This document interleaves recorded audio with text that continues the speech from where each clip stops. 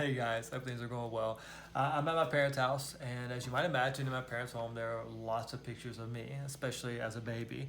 And here are a few of those pictures we're looking at just tonight. And I can remember growing up, my parents said so many times, I don't know they're biased, but they said so many times they thought I was a very fine child, a very good-looking baby. And it's interesting. You look at the account of Exodus. Maybe Moses' parents were a little biased, but Moses is called a fine child. He's an exceptional child, and we see there, of course, the love of his parents for him when he's born. They try to hide him for 3 months, and then once they couldn't do that, they of course put him in the basket covered in pitch and put him in the river.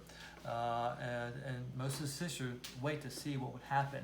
And we've got these cattails over here to kind of give us the imagery of the river. My mom strategically put those there years ago just for this video. And so, but of course, as Moses is in the basket in the river, his sister's waiting to see what would happen, and Pharaoh's daughter comes and finds the baby, and then Moses' sister runs up and says, "Should I get a Hebrew woman to nurse the baby for you?" And Pharaoh's daughter says yes. And so of course Moses' sister runs back, gets their mom, brings her mom to Pharaoh's daughter, and Pharaoh's daughter actually pays Moses' mom to raise him as a small baby, up to a small child, before bringing him to Pharaoh's court to be raised in the house of the Egyptians in all their education and all their splendor of their age. Amazing how God's providence is working in all of that. And you fast forward around 40 years later, you'll see more details later on, but he knows he's a Hebrew, and he sees one of his fellow Hebrews being beaten by an Egyptian, and he actually kills the Egyptian to try to help save the Hebrews. But what he has done becomes found out. He has to flee for his life away from Egypt, and he lives in Midian, beating Jethro and marrying Zipporah and all those things that happen as he is there. We'll get to those things in more detail in the lesson.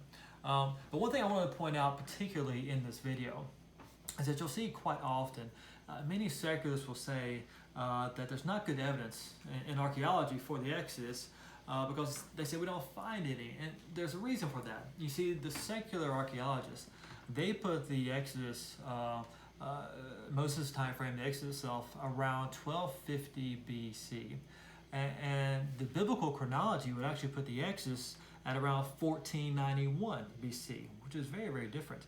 And the reason the secularists get such different conclusions about the timing of the Exodus is because they start with the wrong assumptions about biblical history. First, they assume the Bible's history is wrong, which is definitely not a good assumption. They also assume that the list of Egyptian kings over the years, you can find a list of these from an historian, they assume those kings ruled in chronological order. But we now know that's not true. That means those kings ruled at the same time in different regions, thus streaking the time of the reign of that ancient Egyptian kingdom. They also assume that the Israelites must have been oppressed by Ramses during the 19th dynasty because they're building the city of Ramses. But the name Ramses isn't just the name of a person, it's more of a title. It means the son of Ra, the sun god, and many pharaohs carried that title. And so, because of those wrong assumptions and many others, the secular archaeologists put the Exodus around 1250 BC, and they look in the wrong place for evidence. But when you start with the biblical assumptions, and you start with the assumption of the Exodus is around 1491 BC, and look in that time frame, there is lots of really good archaeological evidence showing a large group of people lived in Egypt and rapidly left. It's amazing to see the confirmation of this. There's a good documentary on this called The Patterns of Evidence. Also, many articles on our website go in much more detail. But real evidence, real archaeology, real science will always confirm the Word of God. And actually, did you realize that over 20,000 archaeological finds have confirmed the Bible's history again and again and again? Guys, we can trust the Word of God in science and in archaeology. Let that be an encouragement to us, and I will talk to you guys later on.